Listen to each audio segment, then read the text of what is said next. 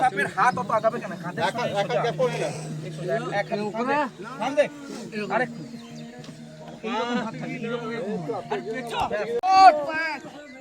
দেখবো বাড়ছি, আগে ঘুরে আসতে হবে।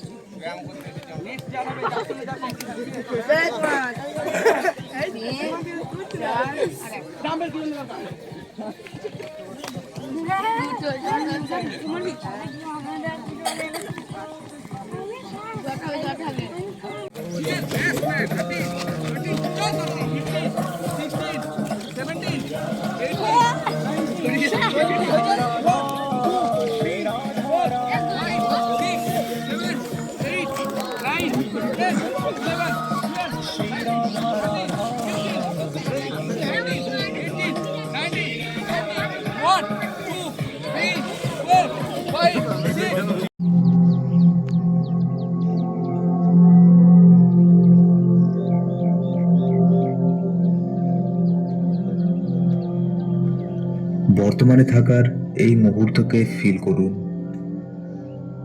খুব সুখদায়ক বর্তমানে থাকার এই সময়, যার কোনো তুলনাই হয় না।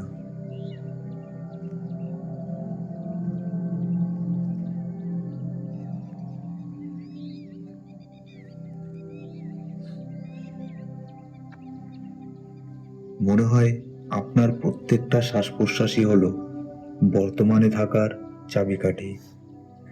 তাই এই শ্বাস প্রশ্বাসকে এমনভাবে ভেতরে নিন আর বাইরে বের করুন, যেন এক একটা শ্বাস প্রশ্বাসের কোনো মূল্য হয় না। এই শ্বাস প্রশ্বাস অমূল্য।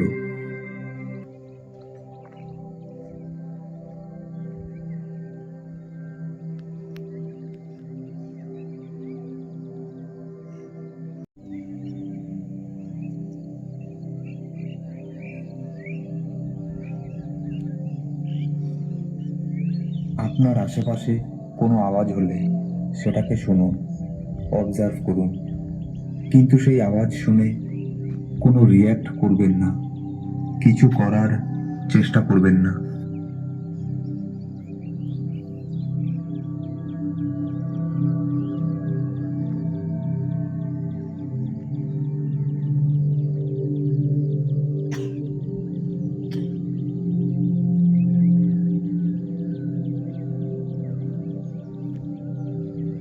যেটা হচ্ছে সেটাকে হতে দিন।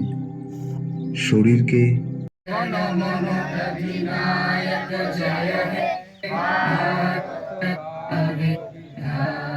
पंजाब सिंध गुजरात मराठा द्राविड उत्कल बंगा विंध्य हिमाचल यमुना गंगा उच्चल जलधि तरंगा तव शुभ नामे जागे तव शुभ आशीष मागे गाहे तब जय गाथा जन गण मंगल दायक जय हे भारत भाग्य विधाता जय हे जय हे जय हे जय जय जय जय हे भारत माता की भारत माता की भारत माता की वंदे वंदे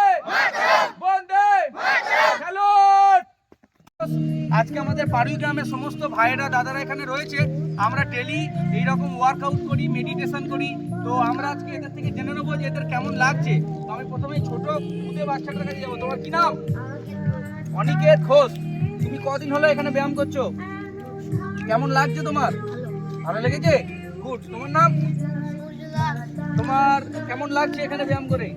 তুমি কদিন হলো আসছো? দুদিন। Very good. তুমি এসো। তোমার কি নাম? মন্টু হাজরা।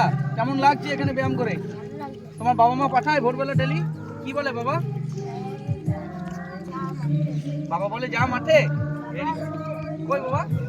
এই ও তোমার ভেরি গুড, এইভাবে ভালো থাকো। এদিকে এসো। তোমার নাম কি? হ্যাঁ, আদিত্য দাস। কেমন লাগছে? ভালো লাগছে। তোমার কেমন লাগছে? তোমার কি নাম?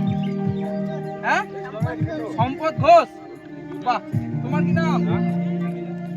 সুবোধ ঘোষ। তোমার কেমন লাগছে ব্যায়াম? ভালো লাগছে তো? Very good. একটু বড়দের মুখ থেকে শুনে নেবো।